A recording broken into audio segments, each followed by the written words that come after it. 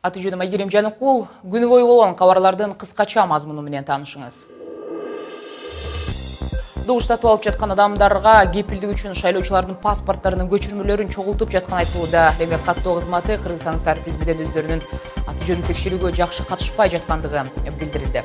Индонезияда катуу жер силкинип, жүздөгөн адамдын өмүрү кыйылды. Зилзала Банда Аченин жакынкы провинциялык Борбор калаасына чейин жетип, тургундар үйлөрүн таштай катышууда. Бұл арада жаңы шайланған Өзбекстанның президенті жаңы органдар түзүүгө киришти. Мирзоев 30-га жакын чет мамлекеттин жарандарына виза режимин дагы жоюп салды. Толугураак баяндоого өтөм.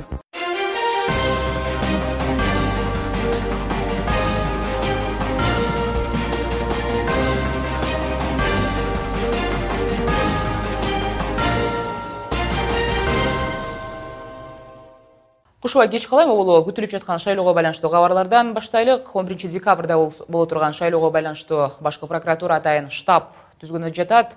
Аймактык прокуратура органдарына өнөктүккө көзөмөл жүргүзүү тапшырмасы берилди. Бул арада Бишкек шаарынын жана аймактардын жашоочулары жергиликтүү кеңештерди шайлоого байланыштуу добуш сатып алуу аракеттери боюнча кайрылышууда. Бул туурасында Таза шайлоо ассоциациясынын мүчөсү Тагир Осмоналиев маалымат жыйында билдирди. Айтымында добуш сатып алып жаткан адамдар кепилдик үчүн шайлоочулардын паспорттарынын көчүрмөлөрүн чогултуп жатыптыр.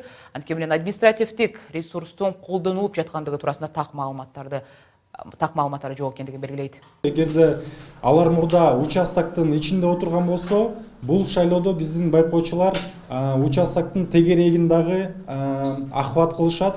Тегерек четте именно подкуп, именно шайлоочулардын добушун сатып алуу маселелери боюнча ошол фактыларды аныктагандан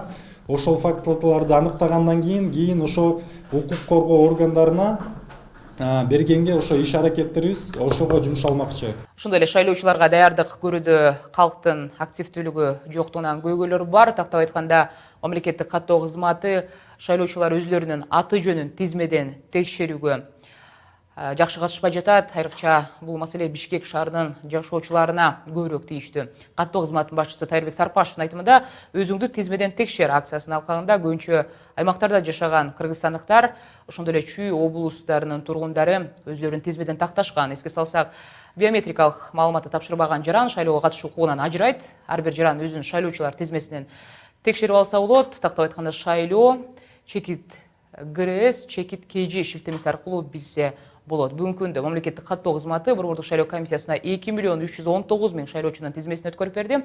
Президент Алмазбек Атамбаевдин жарлыгына ылайык жергиликтүү кеңештерге шайлоо жана референдум өткөрүү боюнча 11 декабрга белгиленген. Ага жалпы жонунан 384 айылдык, анан 21 шаардык кеңештерде дагы депутаттар шайланмакчы. Бул маалда Кыргызстанда шайлоого байкоо салган өкмөт уюмдар Борбордук шайлоо комиссиясынын жергиликтүү кеңешке болгон шайлоо жана референдумду өткөрүүгө болгон кабылмагасы чала болуп жаткандыгын айтууда. Өз кезегинде Боршайком мындай күнөөлөрдү четке кагып, бул тууралуу расмий сайтында дагы түшүндүрмө берди.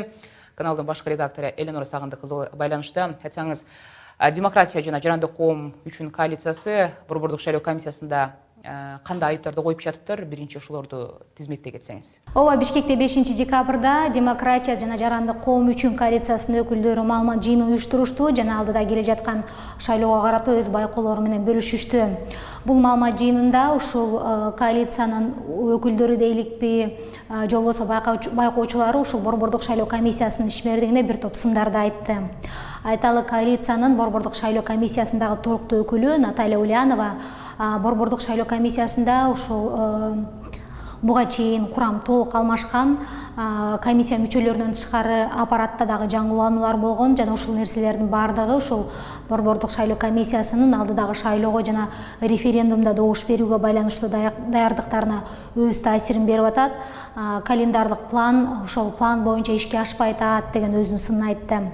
Мындан тышкары ошондой эле Борбордук шайлоо комиссиясынын дарегине ушул Боршайкомдун сайты убагында жаңыланбайт, толук кандуу иштебейт. Борбордук шайлоо комиссиясынын ушул жоболору, же болбосо күн тартиби алдын ала илинбейт, кеч илинип атат. Борбордук шайлоо комиссиясынын жыйындары абдан кечки саат 8-дерде, 9-дарда өтүп атат деген сындарды айтты. Ошондой эле ушул Борбордук шайлоо комиссиясынын төрайымына дагы Нуржан Шайдалбекова дагы сындар айтылды. Ал сындар боюнча айта кете турган соң, ушул Борбордук шайлоо комиссиясына шайлоого байланыштуу келип түшкөн арыздарды Шайдалбекова өзү биринчилерден болуп карап, бирок аны ошол Борбордук шайлоо комиссиясынын башка мүчөлөрү менен бөлүшпөстөн түз эле жумушчу топторго сунуштап, ал жумушчу топтор ал арыздар боюнча өздөрүнүн сунуштарын иштеп чыккандан кийин гана жана аны Борбордук шайлоо комиссиясынын жалпы жыйына алып чыккандан кийин гана ошол Борбордук шайлоо комиссиянын мүчөлөрү бул тууралуу кабардар болуп атат, бирок бул алардын маалымат алуусу кеч болуп калып атат деген сындарын айтты. Ушул эле маалымат жыйынында коалициянын жетекчиси Ажилов дагы ушул Борбордук шайлоо комиссиясына карата өзүнүн сын пикирин айтты десек болот.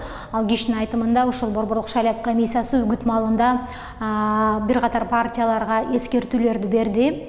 Ошол эскертүүлөрдө шаар ичиндеги эрежелерге туура эмес келген баннерлерди алып салуу баягы сунуш айтылган болчу, бирок партиялар тарабынан ал нерсе аткарылган жок. Өз кезегинде Борбордук шайлоо комиссиясы ал партияларга эч кандай чара көрүлгөн жок жана бул нерсе ушул баягы БШКнын берген эскертүүлөрүнө кулак салбаганда кандай чара көрүлөт деген маселе анча иштелип чечилген эмес дегенди түшүндүрөт деп айтты. Башта айттыңыз, Борбордук шайлоо комиссиясы бул айыптарга макул эмес деп.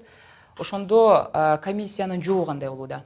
Ооба, Борбордук шайлоо комиссиясы ушул маалымат жыйыны өткөндөн кийин, бир күндөн кийин гана өзүнүн сайтында бул боюнча расмий жообун айтты.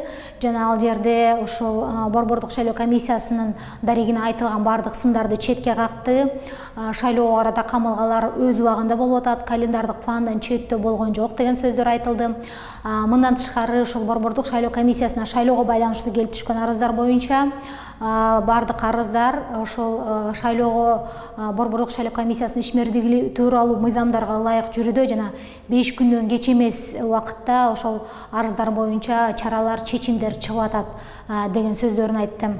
Жалпылап айтканда Борбордук шайлоо комиссиясы ушул коалициянын жана биз башта айткан сындардын баарын четке какты жана мойнуна алган жок. 11 декабрда шайлоо жана референдумдагы бир күндө өткөндөн турат. Добуштарды санак алуу кандай жүрүптүр, анан чаташуу болбойбу деген дагы суроо кызык болууда. Деги эле участкалык шайлоо комиссияларынын иш тартиби кандай болот экен? Ооба, ушул 11 декабрда жергиликтүү кеңешке шайлоолор жана конституцияны өзгөртүү боюнча баягы добуш берүү референдум бир күндө өткөндүгүнө байланыштуу добуш берүүдө жана референдум үчүн шайлоо үчүн дагы референдум үчүн да добуш берүүдө бир чаташуулар болот деген кооптонуулар болуп атат.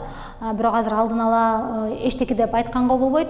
Бирок ошол добуш берүүнүн жол жоболору кандай болот бир аз түшүндүрө кетсем, ошо шайлоо участкаларында ошол добуш берүү кечки саат 8-де жыйынтыкталат. 8-ден кийин ошол ар бир шайлоо участкасынын мүчөлөрү, төрагасы баш болуп, байкоочулардын жана ошондой эле массалык маалымат каражаттарынын өкүлдөрүнүн көзүнчө добуштарды санак алат. Добуштар саналып бүткөндөн кийин ошол добуштардын жыйынтыгы боюнча атайын протокол түзүлөт жана ал Борбордук шайлоо комиссиясына жолдонот. Дагы бир бул жерде белгилей кетүүчү нерсе, ошол эгерде шайлоонун жыйынтыгында баягы добуштарды санап жатканда ошол шайлоо участкасына келген добуш берүүчүлөрдүн жазган арыздары менен үкүктө табылган баягы бюллетендердин сандары бири-бирине туура келбей калса, анда ошол шайлоо участкасындагы жыйынтык добуштар жокко чыгарылат жана бул боюнча чаралар көрүлөт. Мындан тышкары колдонулбай калган бюллетендер боюнча баягы добуш берүүгө ошол шайлоо участкасына келип добуш берүүчү бардык эле шайлоочулар келет деп айтканга болбойт. Буга кепилдик жок. Колдонулбай калган бюллетендер эмне болот? Колдонулбай калган бюллетендерди ошол Борбордук шайлоо комиссиясынын билдиришинче бюллетендин оң жак төмөнкү бурчуна бир атайын белги коюлат жана ал ошол тийиштүү шайлоо участкасынын төрагасы тарабынан кабыл алынат жана бул боюнча акт түзүлүп, ал дагы ошол тийиштүү Борбордук шайлоо комиссиясына жөнөтүлөт. Рахмат айтам, берүүбүздү улантабыз. Тагыраагы дүйнөлүк жаңылыктар менен улантсак, Индонезиядагы Суматра аралыгында жайгашкан Сигли шаарына жакын жерде 6,5 балга жеткен жер силкинип ондогон имараттар кыйраганы маалым. Ушул Индонезиянын Пидия аймагында Саид Муляни жер титирөөнүн борборунда 100 адам каза тапкандыгы айтылууда. Жергиликтүү бийлик аман калгандарды издөөдө оор техникалар колдонулуп жаткандыгын билдирди. Зилзала Банда Аченин жакынкы провинциялык борбор каласына чейин жетип, ал жерде тургундар үйлөрүн жана жумуштарын таштап чыгып кетүүгө аргасыз болушууда. Индонезиянын метеорология борбору цунами коркунучу жок экендигин билдирүүдө. Еске салсақ 2004 жылы дагы деңиз астындагы жер титирөөдөн келип чыккан цунами ушул Аче провинциясынын кыйрашын алып, анда 120 миң адам каза тапкан. Америка Кошмо Штатынын геологиялык байкоо жүргүзүү борбору жер силкинүү жээкке жакын 17 километр тереңдикке таңкы саат 5-те болгонун билдирди. Индонезия Тынч океандын вулкан шакегинде жайгашкандыктан жер титирөөгө көп кабылып келет. Коңшу Өзбекстанга келе турган болсо, өлкөдөгү Өзбек туризм улуттук компаниясынын алкагында иш алып барып турган мамлекеттик дагы бир орган түзүлмөй болду. Тиешелүү буйрукка жаңышайланган президент Шавкат Мирзиёев кол койду. Жаңы мамлекеттик орган тур операторлорго лицензия берүү жана туризмди өнүктүрүү боюнча милдеттерди аткармакчы. Мирзиёев кол койгон дагы бир токтомго ылайык дүйнөдөгү 27 мамлекеттин жарандарын Өзбекстан виза режимин жокко чыгарды. Алардын катарында бир катар Европа чөлкөмүндөгү өлкөлөр, Америка Кошмо Штаты жана Азиядагы бир катар мамлекеттер кирет. 30 күнгө келе турган чет элдиктер бул үчүн $50 Өзбекстандын бюджетине төлөөгө тийиш. Ал эми жаңы лидерлүү болгон Ташкентте президент Алмазбек Атамбаевдин дагы жумушчу сапары күтүлүп жаткандыгы тууралуу имиштер боюнча өлкө башчысынын маалымат кызматы азырынча расмий түрдө билдирүү бере элек. Мурдара Өзбекстандын жергиликтүү басылмалар Кыргыз президентинин Самаркандта келип, андан ары Индияга болгон жумушчу сапары күтүлүп жаткандыгын жазышкан болчу. 11-ноосунда калыңыз, кийинки бөлүктөгү кабарлардан учкай маалымат. Жаңы жылдык майрам алдында күч алган пиротехникалык каражаттарды сатууга жана колдонууга тыюу салынды. Пиротехникалык заттарды саткандарга 50 миң сом айып пул салынат. Сасык тумоо жана жугуштуу инфекциялар менен жабыркагандардын саны бир аз азая түштү. Дарыгерлер кийинки жумада жагдай дагы турукташып каларына үмүттөнүшүүдө. Буларда тибеттик рухий лидер аталган Далай Лама кыргыз китебин белек алып башына калпак кийди. Мындай белек тапшырганын автор 11 каналына айтып берди. Кыргызстанда пиротехникалык каражаттарды сатууга жана колдонууга тыюу салынды. Мындай кооптуу абалдын алдын алуу максатында инспекциянын өрттү көзөмөлдөөчү инспекторлору мектеп окуучуларына, бала бакчаларында дагы кыскача маалымат берип жатышканы айтылууда. Пиротехникалык заттарды саткандарга учурда 50 миң сом айып пул салынары айтылууда. Мамлекеттик техникалык инспекциясынын өкүлү Жумгал Асангулов биздин конокто. Жумгал мырза, куш келипсиз. Биз билебиз, өкмөттүн токтоо менен мындан 6 жыл мурун пиротехниканы колдонуу боюнча ченем бекитилген болчу. Ага ылайык бардык пиротехниканын коопсуздук сертификаты болушу керек болчу. Кыргызстан бажы биримдигине киргенден кийин техникалык регламент кайрадан иштелип чыгышы керек эле. Ушул күндөрү ушул мына сертификаттан өткөрүү иш-чаралары кандай жүрүүдө? Бул маселе боюнча айта турган болсок, азыркы бу 368 номерлүү 2007 жылы өкмөттүн токтоо менен атайын жобо чыккан. Ушул жобонун негизинде Ички иштер министрлиги жана чет өлкөдөн бизге кирип аткан пиротехникаларды ошо көзөмөлдөп турушат да, атайын талапка жооп берген лицензияларды ошо Ички иштер министрлиги берилет бүгүнкү күндө. Ал жерде биздин бир бөлүм көрсөтүлгөн. Ал жерде жанагы бизде кирген пиротехникалардын ошо кампаларда сакталышы боюнча коопсуздук маселесин биз жооп беребиз толугу менен. Анан жанагы эме боюнча айта турган болсок, техникалык регламенттер боюнча айта турган болсок, Бажы союзуна кирген. Ал 2017 жылдын 12 августунан баштап уже күчүнө кирет. Жаңы жылда салют аттырууда коопсуздук эрежеси сакталбагандыктан өрт адаттан көп болуп атат деп атасыз. Статистика келтире кетесизби? Кандай бөөдө кырсыктар катталып жатат? Анан быйыл сапатсыз пиротехникадан жапа чеккендер катталдыбы?